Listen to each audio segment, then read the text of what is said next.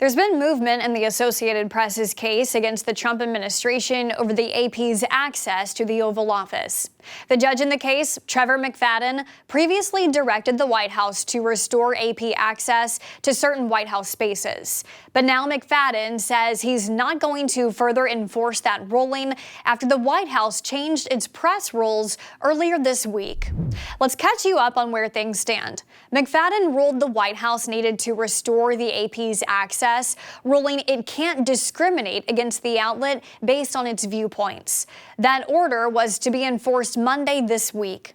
Then the White House released new guidelines on Tuesday, changing its previous policy, allowing wire services, the AP, Reuters, and Bloomberg to share a rotating spot amongst each other.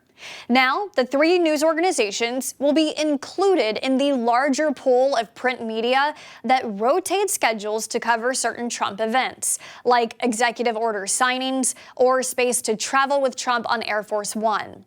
The new guidelines also say the president retains absolute discretion over Oval Office access.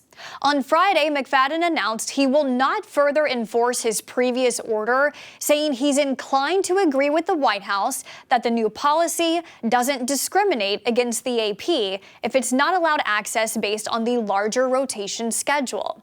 But he also left the door open for further challenges from the AP, suggesting it will be, quote, pretty telling over time just how many times the AP is selected among the pool if the administration is discriminating against the AP in its selection process. McFadden said, "We are not at the point where we can make much of a determination one way or another. I don't intend to micromanage the White House. The proof is in the pudding." While McFadden came out Friday to say he won't further be enforcing his initial ruling, given the new press guidelines from the White House, that ruling is still making its way through the appeals process after the Trump administration appealed. A three-judge panel heard arguments for that case on Thursday and appeared to be split over whether the White House should legally have to allow AP access to certain press rooms and events. Two judges were appointed by former President Obama and one appointed by Trump during his first term. It's unclear when the appeals court will rule over whether McFadden's original ruling was right or went too far.